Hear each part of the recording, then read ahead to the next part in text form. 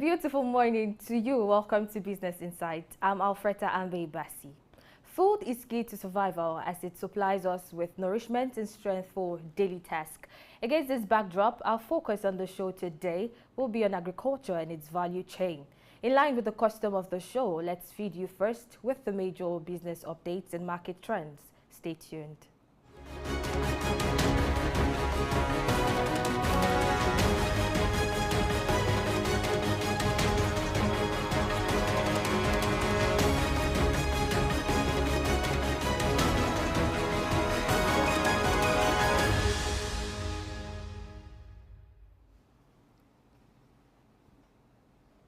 Socio-Economic Rights and Accountability Project, SERAP, has set a 7-day ultimatum for all 36 states governors in Nigeria to provide comprehensive details on the allocation and spending of the 2 billion naira palliative funds recently disbursed by the federal government.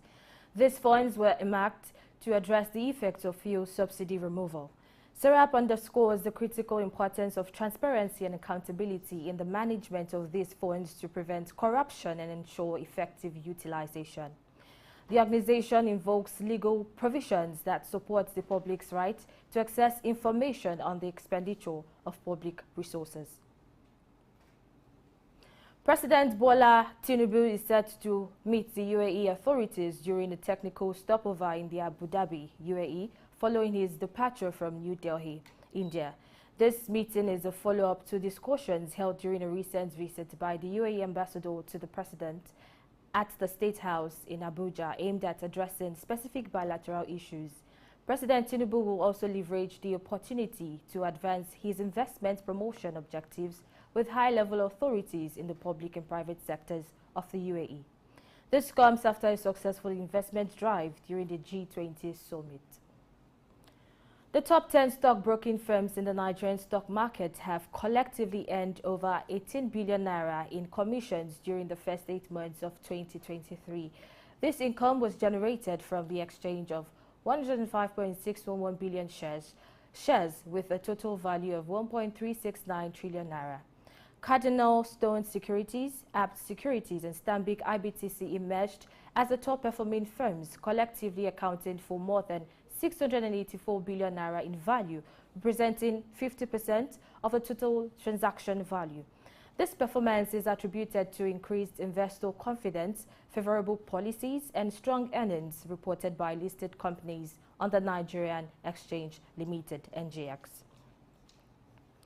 The federal government of Nigeria has secured a $163 million loan from the African Development Bank (AFDB) to boost wheat production.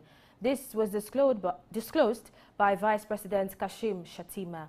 The government aims to prioritize food security and launch the scheme on November 10, starting with 10,000 hectares of land in Kebbi State and later expanding to 50,000 hectares in Jigawa State. As part of the Nairobi Declaration at the Africa Climate Summit in Kenya's capital, African leaders have proposed the implementation of a global carbon tax regime. The declaration calls for major polluters to commit more resources to assist poorer nations in coping with climate change. The leaders intend to use this declaration as the basis for their negotiating position at the upcoming COP28 summit in November, emphasizing the need for greater financial support to address climate-related challenges in Africa. The Central Bank of the UAE, CBUAE, has revoked the license of Dirham Exchange, a money exchange house operating in the UAE.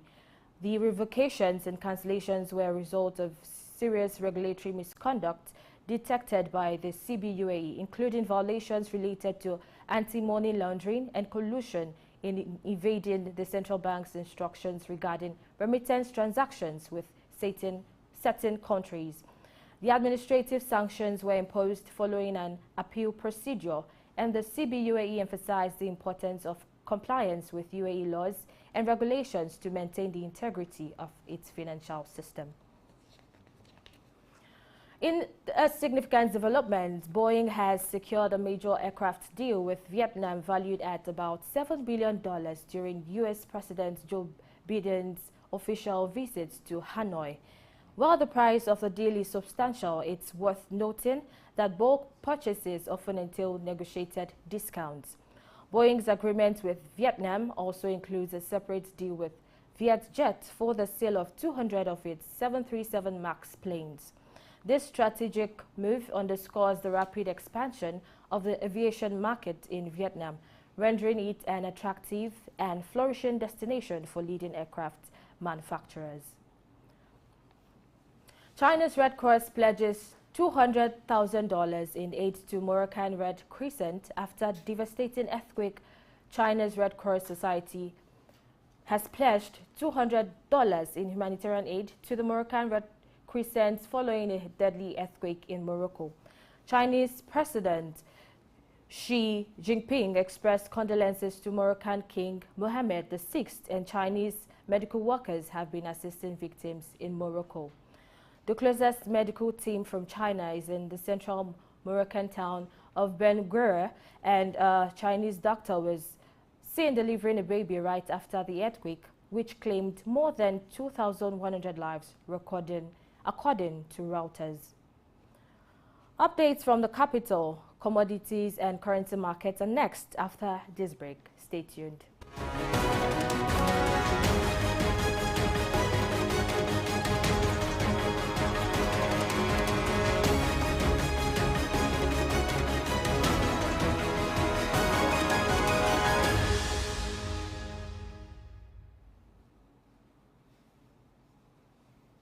Welcome back.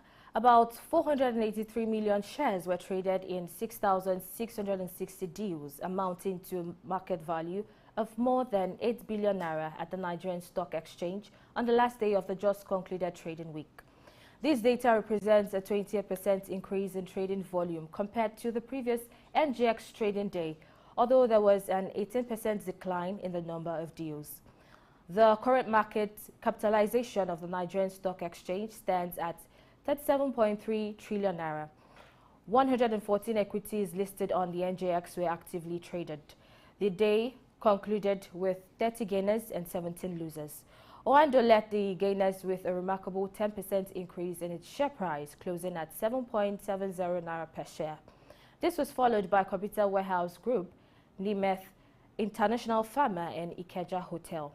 On the flip side, Cheliram's experienced the most significant price decline of the day with a 9.94% loss, closing at 2.90 naira per share. This was followed by Omatech Ventures, Associated Bus Company, and Thomas White, Nigeria. FCMB Group recorded the highest trading volume with 117 million shares changing hands, followed by Access Holdings, Oando, and United Bank for Africa. Away from Nigerian Stock Exchange, at the Ghana Stock Exchange GSE, over 306,000 shares were traded, amounting to a market value of more than 441,000 Ghana cedis. The current market capitalization of the GSE stands at 73.1 billion Ghana cedis. 13 equities listed on the GSE were active in the day's trading. However, it was noteworthy that only one equity, Fan Milk, experienced a positive outcome, seeing its share price appreciated by a significant 9.55%. In terms of trading volume, MTN Ghana led the way with the highest volume of shares traded, totaling 286,000 shares, followed by Fan Milk, Societe Generale Ghana, and EcoBank Transnational. We turn now to commodity markets, where several significant trends have emerged. The current value of wheat stands at 567.25 US cents per bushel. Meanwhile, the precious metal gold continues to shine, maintaining a notable price of $1,917.81 US dollars per troy ounce. Silver is valued at $22.91 per troy ounce, while copper sells for $3.68 per pound. Additionally, Brent crude oil goes for $90.65 US dollars per barrel. And now to currency exchange. In the parallel market, the US dollar is bought at 920 naira and sold at 930 naira. British pound exchanges to the naira between 1,180 to 1,190 naira per pound, while euro goes for 975 to 985 naira. For those engaging in parallel market transactions, these rates give you insight into current value of major currencies. Please note that these currency rates can fluctuate, so you could get a slightly different rate when you get to the parallel market today. That's it on Business News. I am Alfreda Ambe Bassi. Stay tuned for the rest of the show with Blessing Ache, who's waiting to bring in our guest for a discussion on agriculture and its value chain.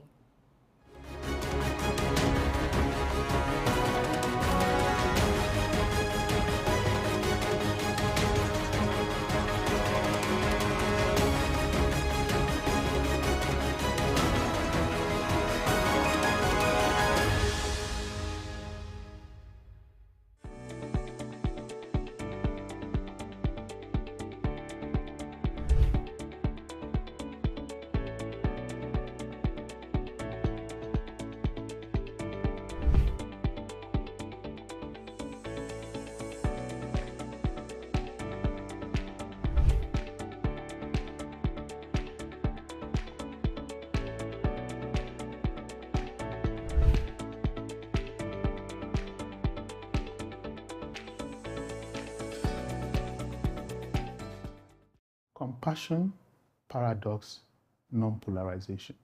3 key competencies for any leader that wants to be visionary, courageous, and take bold decisions without fear.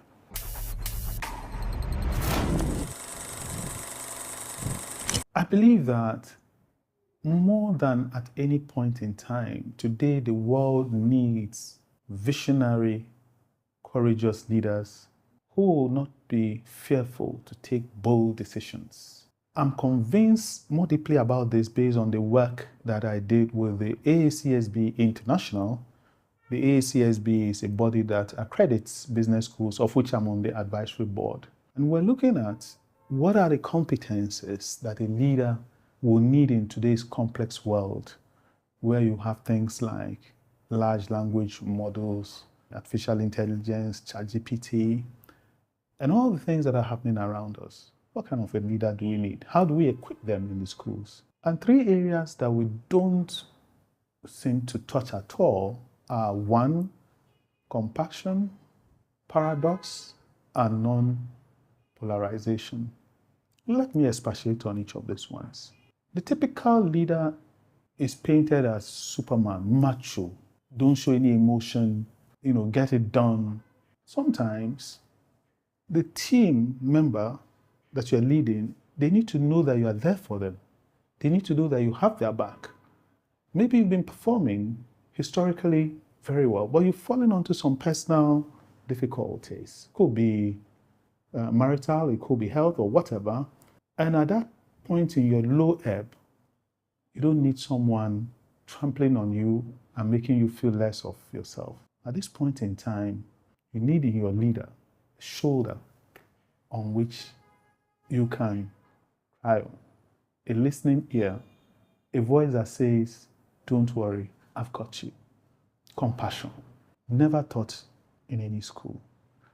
And very important that it should be taught because it's part of the leadership competencies that will differentiate someone from a mediocre leader into a visionary and courageous leader. The other competence is paradox. And sometimes as leaders, we are so conceited that we are holding on to a view which is fantastically wrong. And we don't want to see the truth because we don't want to be wrong. But just consider this, that sometimes it's based on a whole lot of experiential input that you come up with the right result. Consider 3 blind men trying to determine an elephant. The one at the tail will say, oh, this is a rope. The one at the legs will say, this is a tree. The one at the side will say, definitely a wall. The one at the trunk will say, I'm holding a snake. And none of them is wrong or entirely right. It's only when you take the totality of the experiential that you come up with the right answer. It is an elephant. And this is also important, to hold a thought that it's not just my way or the highway. What are the other inputs to get to the right place? And the last but not the least is non-polarization. We program ourselves into binary. Austin, do you like tea or coffee? The moment you ask me that question, I can add two more options. I could like none, or I could like both. So instead of two options, I have immediately created two more. I have four options. And as leaders, we tend to fall into that binary trap.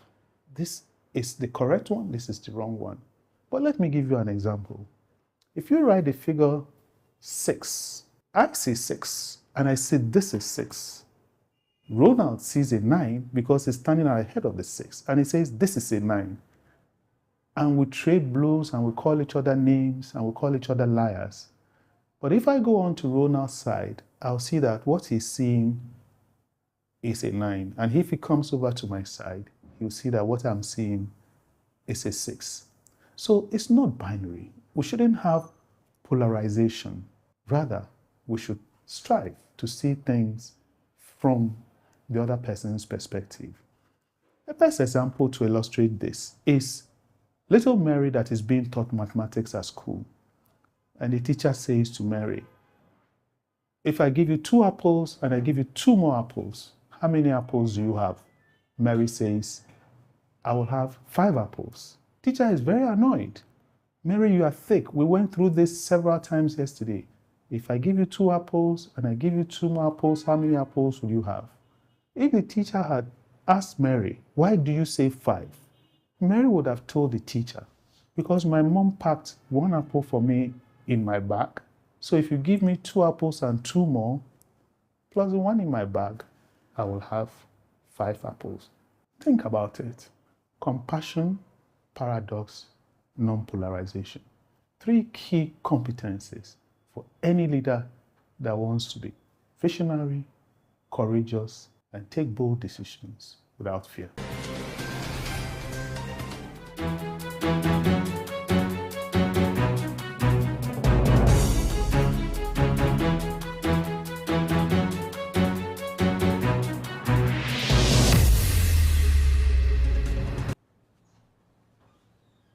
Many thanks for staying tuned to Business Insight. Thanks, Austin Ukiri, for those wonderful tips on leadership. Trust me, to have an effective and sustainable business, you need those leadership skills. Moving on to our focus on today's show, which is agriculture and its value chain financing. Yes, agriculture is a key sector in Nigeria because, like the introduction of our show made you understand, that it provides us with a source for nourishment and also energy to carry on our daily task. And so we need to focus on that sector because it brings to us the food that we need. Well, agriculture's contribution to GDP and export earnings over the years since 1970 actually up till the late 2000s have actually declined due to Nigeria's shift to petroleum exploration. However, it has contributed about 23.5% on a yearly in terms of its contribution to GDP and about 5.1% over the years to export earnings. This is one sector that has a lot of potentials that Nigeria should focus on. But when we talk about agriculture, it's beyond the smallholder farms and consumers. It goes to different stages in terms of production, marketing, distribution, up to the end user. And the value chain has a lot of economic potentials. But before we talk about economic potentials, how well has Nigeria's agricultural value chain developed? Well, according to the figures that we see, looking at how agriculture's contribution over the years has declined due to Nigeria's shift to petroleum exploration. Yes, Nigeria has a highly underdeveloped value chain, but that value chain, as underdeveloped as it is estimated to be worth $85 billion. So imagine when we have a highly developed agriculture value chain, what Nigeria will benefit from it. You also should know that agriculture is a major employer of labor, whether you're talking about the production stage, we're talking about the farmers, whether they're into crop production or into livestock raising, or you talk about those who are into the processing of agricultural products to give it some other varieties. Now, from one particular product, you could have so many other products when it is processed. Take, for instance, maize. when maize comes, some persons can consume maize wholly as just food, but when it gets to some companies that are into agricultural processing, they can now take that into different things.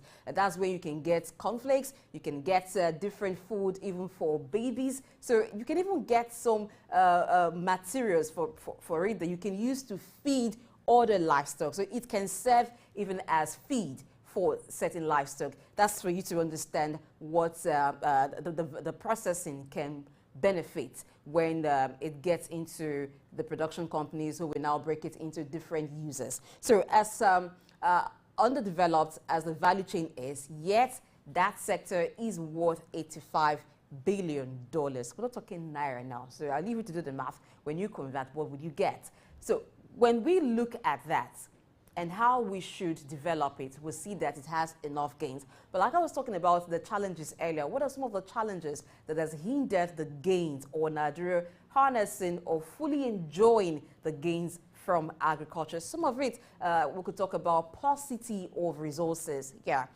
for those who are into processing, sometimes getting the raw materials, getting the feeds which they would process, getting the materials to process, it's a challenge. And that is because the yield, even from the primary source, is low. And that takes us to inputs. So when we talk about inputs, we're referring to things like seedlings, things like fertilizers. When these are not enough, or the farmers themselves do not get enough of it, and the new methods of farming, they are not aware of it, they do not use the modern technology that will ensure a very high yield. That means that they will just be using crude methods, and that will not guarantee a very high yield. So when you have low yield, which the farmers themselves will have to sell to direct consumers, to you and I, who want to feed on those crops, first of all, before they even get to processing,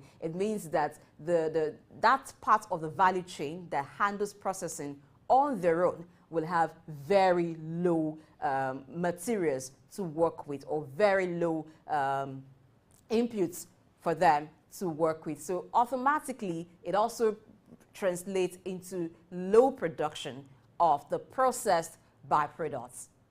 We'll take a break and then we'll come back to look at other aspects that are challenged, or other areas that have challenged the agriculture value chain. Stay tuned. I will not be talking alone on this. We've got a guest who will do justice to this. So stay tuned to Business Insights.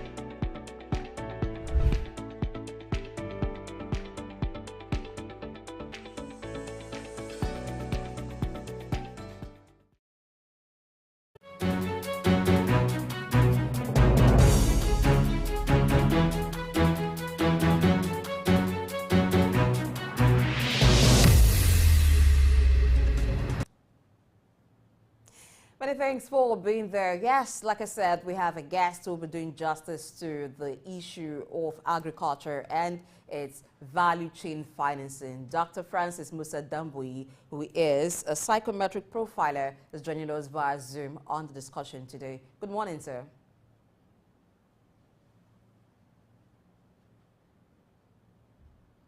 Can you unmute yourself, please?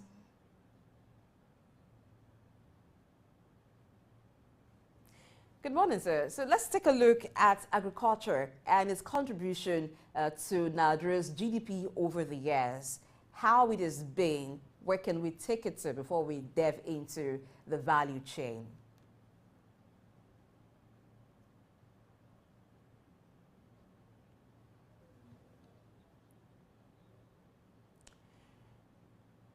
Okay, so we'll get back to Dr. Musa Damboyi later on the show, but looking at some of the value chain of agriculture and some challenges that the players in these areas do encounter, before we tried to join Dr. Musa Dambuyi. We talked about paucity of resources. Now, in that area, there's a lot that Nigeria can actually do. I'm talking about the agencies that Nigeria has actually put in place to oversee agricultural activities. First of all, the Ministry of Agriculture. Now, there are things that can be done to increase the benefits that Nigeria is currently getting from agricultural value chain. That Dr. Musa Dambuyi will talk to us about. But before we join him, let's also look at marketing, distribution and marketing. Now, this is one area that a lot of farmers, whether they're crop farmers or they're livestock farmers, have a challenge dealing with because it's really not under their control.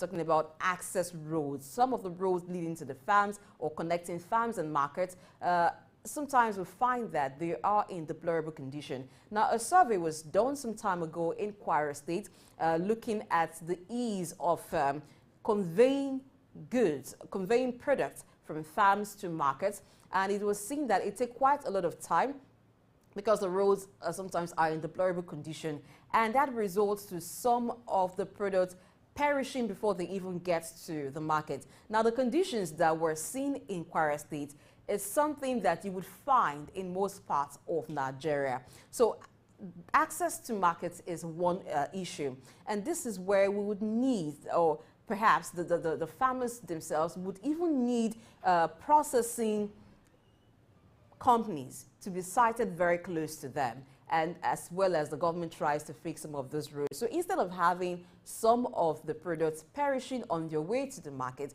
they can straight away be processed, and that would reduce the loss that the farmers suffer. And there are so many other things that can be done, but again, I am not the one to tell you all about it. Remember how I was talking about Austin Okeri's talk on leadership and how key it is if you need to have, or if you must have, a sustainable business. I guess some persons miss that. So let's listen to Austin Okeri one more time, and then we'll continue the conversation. Stay tuned.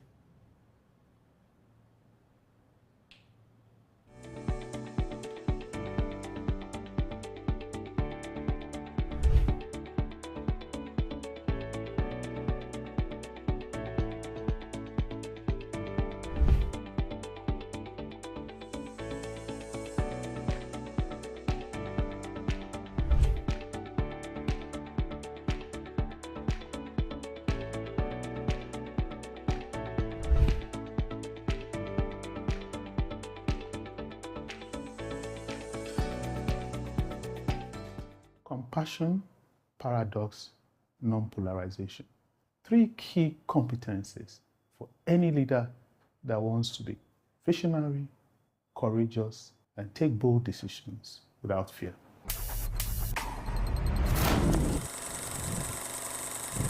I believe that more than at any point in time, today the world needs visionary, courageous leaders who will not be fearful to take bold decisions. I'm convinced more deeply about this based on the work that I did with the AACSB International. The AACSB is a body that accredits business schools, of which I'm on the advisory board. And we're looking at what are the competencies that a leader will need in today's complex world, where you have things like large language models, artificial intelligence, ChatGPT, and all the things that are happening around us. What kind of a leader do we need? How do we equip them in the schools? And 3 areas that we don't seem to touch at all are 1, compassion, paradox, and non-polarization. Let me expatiate on each of these ones. The typical leader is painted as Superman, macho, don't show any emotion, get it done. Sometimes the team member that you're leading, they need to know that you are there for them. They need to know that you have their back. Maybe you've been performing historically very well, but you've fallen onto some personal difficulties. It could be marital, it could be health or whatever. And at that point in your low ebb, you don't need someone trampling on you and making you feel less of yourself. At this point in time, You need in your leader a shoulder on which you can cry on, a listening ear, a voice that says, don't worry, I've got you.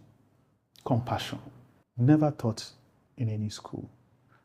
And very important that it should be taught because it's part of the leadership competencies that will differentiate someone from a mediocre leader into a visionary and courageous leader.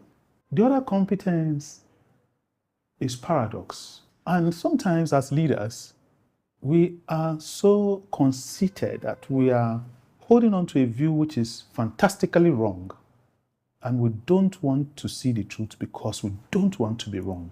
But just consider this, that sometimes it's based on a whole lot of experiential input that you come up with the right result. Consider 3 blind men trying to determine an elephant. The one at the tail will say, oh, this is a rope. The one at the legs will say, this is a tree. The one at the side will say, definitely a wall. The one at the trunk will say, I'm holding a snake. And none of them is wrong or entirely right. It's only when you take the totality of the experiential that you come up with the right answer. It is an elephant. And this is also important, to hold a thought that it's not just my way or the highway. What are the other inputs to get to the right place? And the last but not the least is non-polarization. We program ourselves into binary. Austin, do you like tea or coffee? The moment you ask me that question, I can add 2 more options. I could like none or I could like both. So instead of 2 options, I have immediately created 2 more. I have 4 options. And as leaders, we tend to fall into that binary trap. This is the correct one, this is the wrong one. But let me give you an example. If you write the figure 6, I see 6, and I say this is 6. Ronald sees a 9 because he's standing ahead of the 6, and he says this is a 9. And we trade blows, and we call each other names, and we call each other liars. But if I go on to Ronald's side, I'll see that what he's seeing is a 9. And if he comes over to my side, he'll see that what I'm seeing is a 6. So it's not binary. We shouldn't have polarization. Rather, we should strive to see things from the other person's perspective. The best example to illustrate this is little Mary that is being taught mathematics at school. And the teacher says to Mary, if I give you 2 apples and I give you 2 more apples, how many apples do you have? Mary says, I will have 5 apples. Teacher is very annoyed. Mary, you are thick. We went through this several times yesterday. If I give you 2 apples and I give you 2 more apples, how many apples will you have? If the teacher had asked Mary, why do you say 5? Mary would have told the teacher, because my mom packed 1 apple for me in my bag. So if you give me 2 apples and 2 more, plus the 1 in my bag, I will have 5 apples. Think about it. Compassion, paradox, non-polarization. 3 key competencies for any leader that wants to be visionary, courageous, and take bold decisions without fear.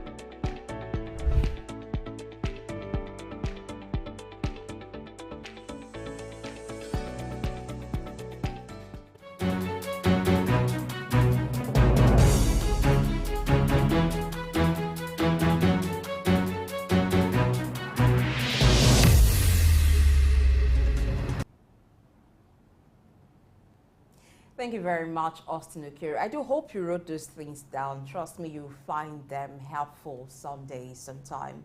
Moving on to our topic for today, which is agriculture and its value chain financing. We have Dr. Musa Damboui, who is joining us via Zoom. Good morning, sir. All right, we'll bring in Dr. Musa Damboui later on in the show, but we have Sam Oroje, who is Director Research and Policy, Femi Wash Limited, owners of Souq News and Wash Radio in the studio. He eats food, so he understands the process which the food comes to the table right from the farm and to the market. And he also understands that when he's eating one particular crop, what other kinds of products could come from that food. He understands that. So he's here to talk about agriculture and its value chain financing. Good morning, sir. Welcome to the show. Good morning, Blessing. Thank you for having me. It's my pleasure. I was just joking, saying that you eat food, so you understand the process of how the food that you eat moves from the farm where it's produced and then gets onto your table. And when you're eating certain kinds of food, for instance, if you eat corn or maize, you understand the other byproducts that could come from it. So that makes you an authority to look at agriculture. So we've talked about some aspect of agriculture and its contribution to gross domestic product, Nigeria. Now, from 1970s down to this time when Nigeria shifted its attention to the exploration of petroleum, agriculture's contribution has declined. But however, it has not failed to contribute at least 23.5% on a yearly to Nigeria's GDP and 5.1% to export earnings. Nigeria's agricultural value chain is highly underdeveloped. In spite of that, that underdeveloped value chain is estimated to be worth $85 billion. Now, how do you think that the value chain is managed, in spite of it being underdeveloped, to make such a contribution and be worth that amount of money? Thank you very much indeed for having me. I think agriculture, which is a mainstay of the Nigerian economy, has been a major contributor to the GDP. But what is important is that from the farm gate to the table, there are a lot of challenge on the value chain. So we need to improve in terms of how we can bring these products to the table, how the multiplier effects of the value chain can be enhanced so that people can benefit more from agriculture. So therefore, in terms of the value chain, we look, for example, you have vegetables that are not well preserved, that does not stay for too long. You talk about fruits. So we need to see how people can take advantage of the value chain so that we can enhance productivity and how we can get various varieties or various kind of foods to the table. So these are critical elements to improving agriculture. The current contribution to GDP is still very low. We can do better like other countries, particularly in the developed world, where packaging, processing are the hallmark of agricultural development in those environments. Now, taking it from packaging and processing, what are the challenges with that part of the value chain?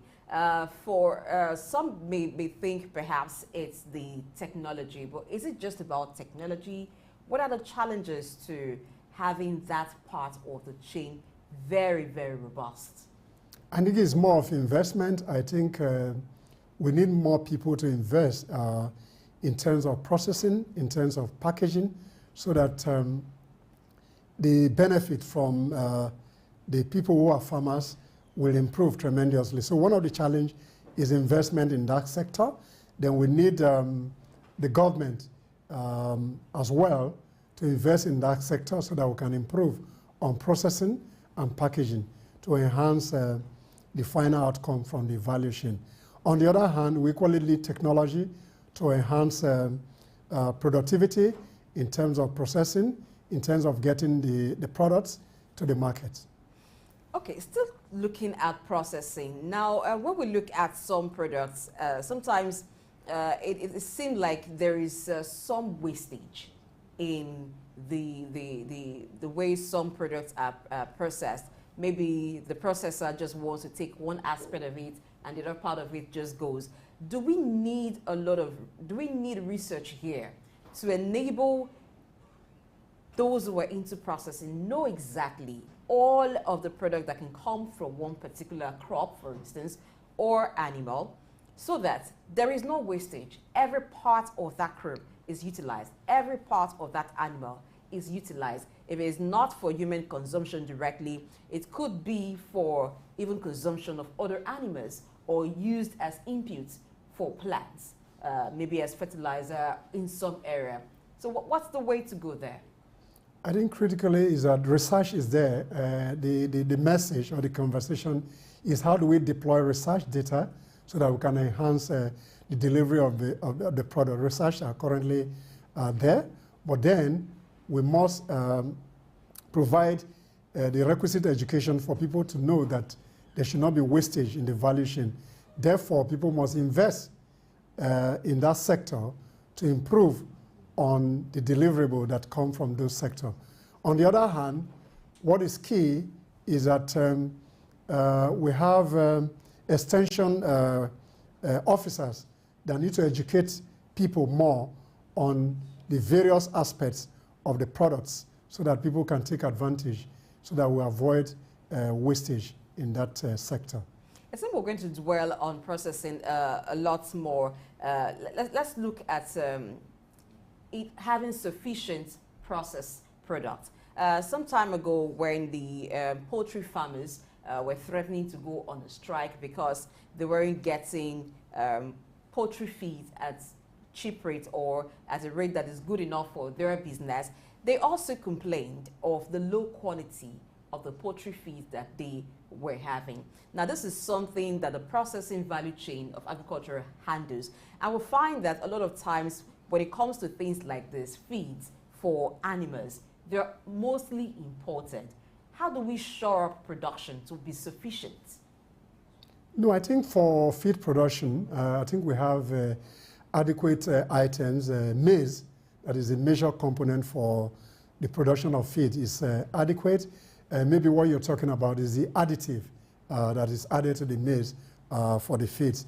But then we can improve on the quality of the feed being processed by producing some of those additives locally to enhance the efficiency and the efficacy of those feeds so that it is able to sustain the birds that they are being used for. So key is, for me, is that one, the extension service must be scaled up in such a way that it will have impact on production of, then more investment again in feed production. That will enhance the quality of birds.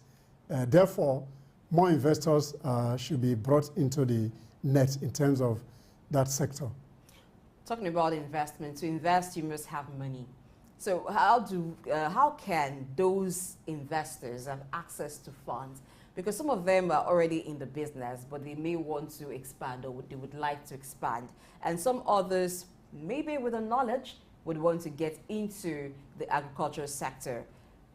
How can they have access to funds? Are there financing options that they can take advantage of? I know that the government has some, but what are those schemes to supply funds that the government has in place? And what other options could investors in the agricultural sector take advantage of?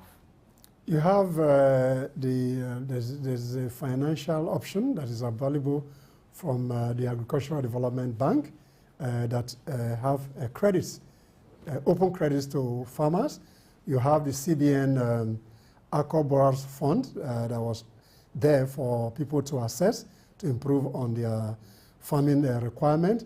Then you even have the commercial banks that have specific financing option for agric. But the information needs to be more open to the public so that they can take advantage of those financing options. So the finance options are there. You have development banks that are dedicated to financing agric. Then you have some research institutes that support the agri-development, and there are some funding that are available from the Agricultural Development Bank. There's a regional bank that is based in Kenya, Nairobi, that supports farmers across Africa. So we need to open up the spaces and get information to the farming community so that they can take advantage of the finance options that are available. Okay, for some of the schemes of government geared towards promoting agriculture in Nigeria, they seem to be focused on one part of the value chain, which is production. Not much of it, as I have seen, actually focus on other parts of the value chain, maybe like processing, maybe like export, and so other parts of it. It's either the focus is on inputs and production with less on the other aspects. So what should be the approach? Okay, beyond input, you have various institutions or government agencies that are responsible for the other aspects. So if you talk about packaging and processing, there are agencies that are responsible. If you talk about exports, you have the Nigerian Export Promotion Council that are responsible to see how the products get into the international market. So those options must be exploited by those who are involved in that sector. So not only production that government focuses on, they focus on processing, packaging, and equally exports. And such instruments that are within those development banks that take care of the various value chain must be exploited to their own advantage so that farmers can get most of their products to the table. Now, some persons are of the school of thought that it is best to give support in equipment than in money. When you talk about the value chain development for areas, for value chain that needs lots of equipment, maybe modernized, modern equipment to ensure that they can effectively carry out their task. It is best for government to invest in those sectors, providing the equipment, than giving money to the players in that sector. And that way, it becomes more effective. Maybe because of trust issues, I wouldn't really be able to say. But what's your thoughts on that? No, I think there are government agencies that hire equipment to farmers. But again, whether the information is open to a lot of persons, that's a different subject matter. But what is key is that, well, on the one hand, it's good to provide machineries and equipment for them to operate. On the other hand, it's equally important that you can give credit to sustain investment in that sector. All right, Dr. Francis Musa Damboy is able to join us now. Good morning, sir. Welcome to the show. Thank you. Good morning. Thank you for having me. All right, we're talking about agriculture and its value chain financing. We know that access to funds is a critical issue for a lot of business people. What are the finance options that are open to investors in the agricultural value chain in Nigeria? There are a variety of options that are available. The traditional options, for instance, the standard bank loans, government funding, government support, equipment, implements, materials, stuff like that. Government providing collateral as well for people to get some kind of sourcing of funding from other means. But we would need to have a new approach, new thinking to all of these funding and financing needs. For instance, we need to change the model. That's how we see it, and that's the approach we have adopted. We need to change the model that we have been adopting. Go back to the traditional cooperatives. The traditional cooperatives have operated very well, where either an FDI or a private financier or even the government will come with some kind of private financing for the value chain, total complete value chain. So as you earlier on, the previous speaker did say, don't provide money, provide all that is required. The farmer comes with the farm, government or the financier or the FDI comes with the funding, You provide all that is needed, the fertilizer, the implements, the herbicides, the insecticides, the bagging, the storage, the tractor services, everything, the entire throughput. And instead of farming, say, for instance, 1 hectare, the farmer now is able to farm and cultivate 4 hectares. That's the only way we can sustain the value chain. That's the only way we can have semi-processing and processing. That's the only way we can go on to maybe say, okay, we invest hugely in the supply chain requirement, the supply chain, the entire supply chain network, and particularly for processing and semi-processing. So the new funding mechanism should be one that provides everything. The farmer comes, he or she provides all that is needed in terms of maybe capacity, in terms of capability, in terms of oversight, in terms of performance management, while government comes with the oversight, with the funding, but it is absolutely assured and guaranteed. Take an example. Look at that processing plant, tomato processing plant in Kebbi. A brand new, spanking brand new processing plant lying fallow right now. 5,800 plus farmers. They can only produce once in a year. Ideally, they should produce over the 200-kilometer distance. They should be able to produce 3 times in a year, but because of funding issues. And these funding issues, you can't just throw money at people. You have to be more systematic. You have to be more intentional. You have to be more, if you like, cooperative about it. And that way, maybe then you'll be able to sustain and provide enough raw material for a semi-processing plant or a full processing plant.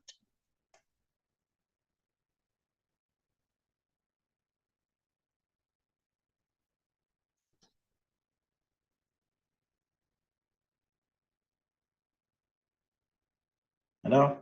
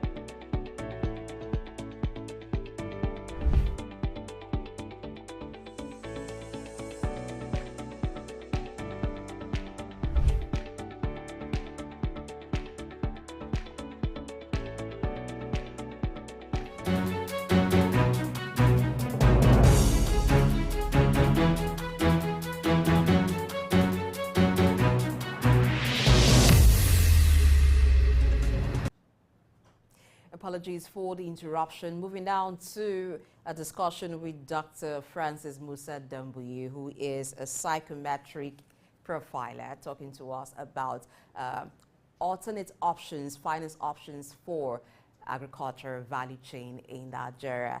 So, Dr. Musa, let's look at private sector investments. Yeah, we've talked about government providing funding, but as we know, government alone cannot do it. So when private investors are coming, what should they be looking at? In what way should their investment or their support come in?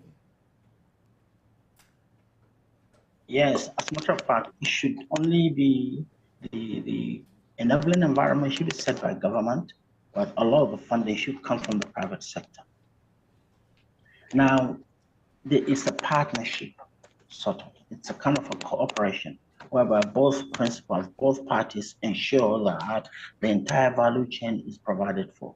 Now, the processing plant, the manufacturer cannot produce enough for their needs. Therefore, they need massive output, which therefore means that we have to have mega farms.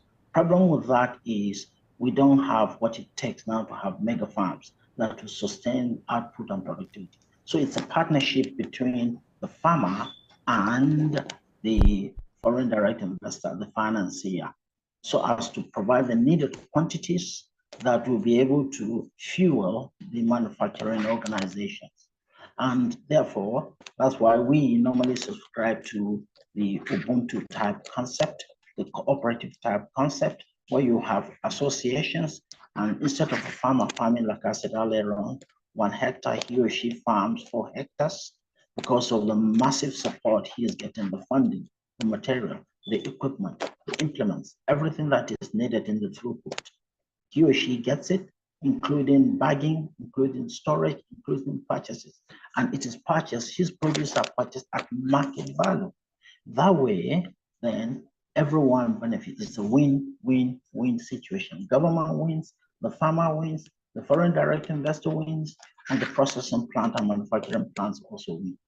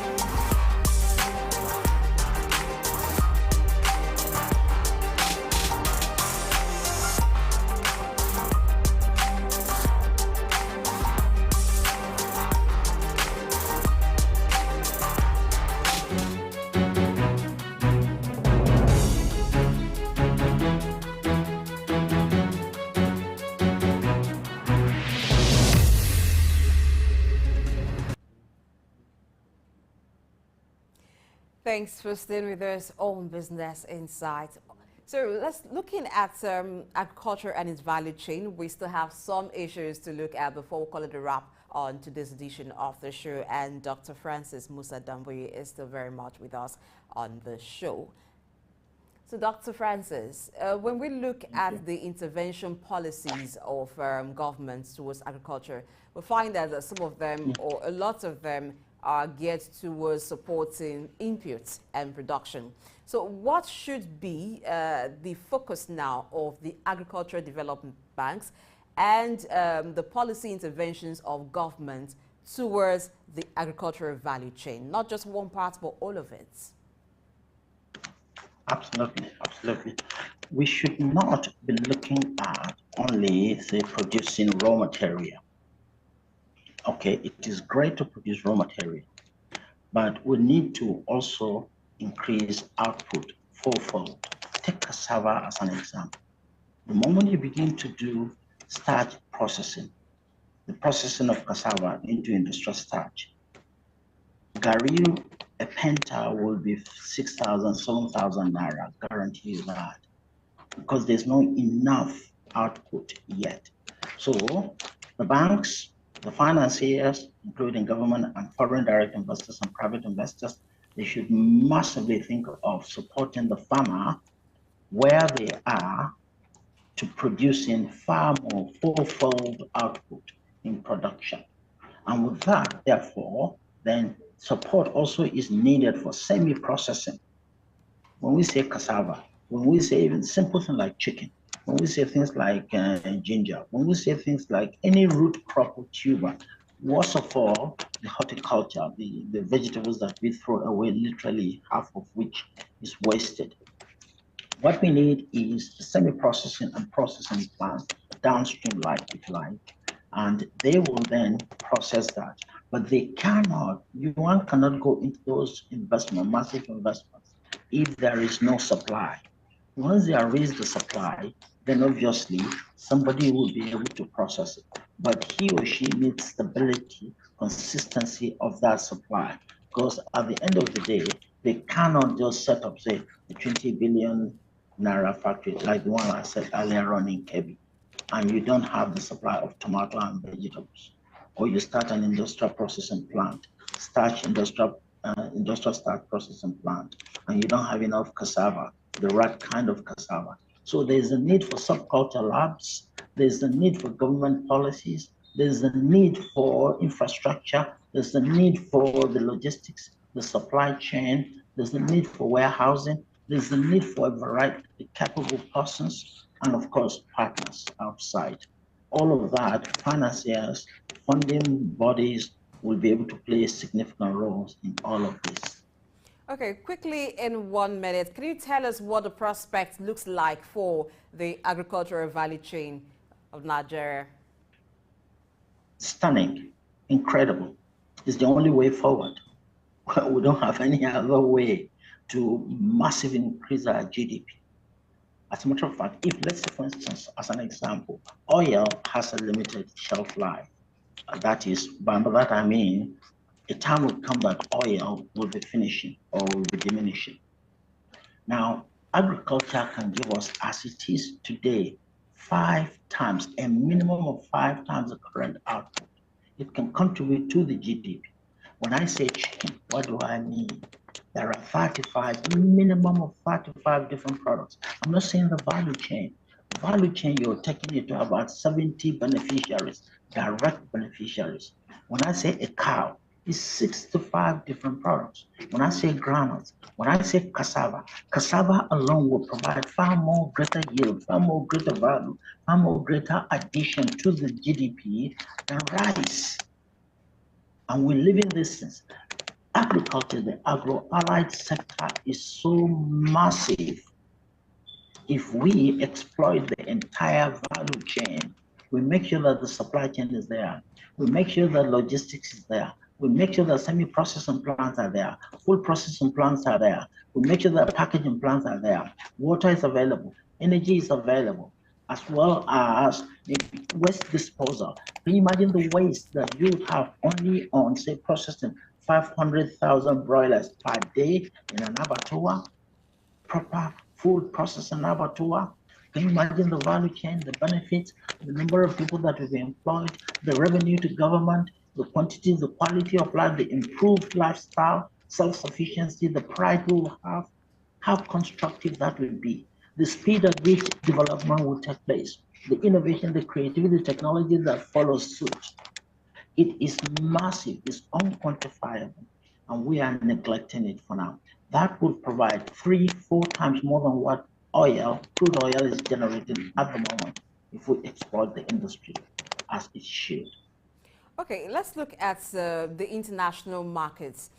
We do know that when you go to a lot of supermarkets and you want to buy processed foods, it's just going to be processed food from foreign countries that you will find. Is there a chance that it will come a time when Nigeria can at least take the African market when it comes to processed foods? And how do we get there?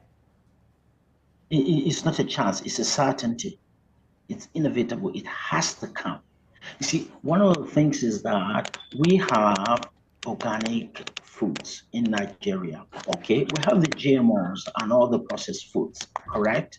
But by and large, a large portion of what we have are organic, which is what is more desirable than processed food. But yeah, it's processed foods to do with the processing, semi-processing, and the packaging, which is part of the, if you like, supply chain that we have to make sure and ensure that we have right, we've gotten it right. Technology is available and rampant. And as a matter of fact, relatively speaking, it's cheap for us and it's available. Partners are there, they're willing not only to come with their knowledge and understanding, but to share that and bring us up at the same time, which is the essence of partnership. Without a shadow of a doubt, we would not only are we going to have sufficiency for our nation, we will be a net exporter. Look at our vegetables, our tomatoes. Presently, we can produce tomatoes to export to Europe, but we'll have to meet up with their own requirement. At the moment, that's what we're not doing. And when we begin to list the value chain, when we begin to list the products that we have that are organic, is mind-blowing, is mind-boggling. The potential is incredible. And I believe strongly, personally, that with the right kind of mindset, with the right involvement of government, with the right conducive environment and encouragement, we're creating a good perception and good understanding, building our capability and our people, providing the right kind of, if you like, cooperative attitude, the Ubuntu type spirit, with our passion and with the energy of the typical Nigerian, we would, without a shadow of a doubt, we will be a key international player. Now, as we were talking, you mentioned cooperatives. So that brings to mind one type of a source of fund, because farmers now come into cooperatives. Either they contribute the money together, or with that cooperative, they can now apply for a loan. So it brings us to eligibility of farmers for funding. What makes a particular farmer, or what makes a particular agriculturist or someone who's into agriculture eligible for funding, maybe for loan or grants? Well, see, funding is very basic. The financier wants to ensure that they have a reasonable return on their funds. I mean, the capital is returned. Okay. Well, how then do we assure such a financier, a fund provider, be it the government, be it a bank, be it a union, cooperative union? The fact is this: the cooperative unions in themselves cannot generate enough funding. Then that leaves us with one or two options. Government coming in, but government increasingly are squeezed for cash, which means the private sector. But the value addition to the private sector investor is unbelievable. Some of the richest individuals on earth are within agriculture.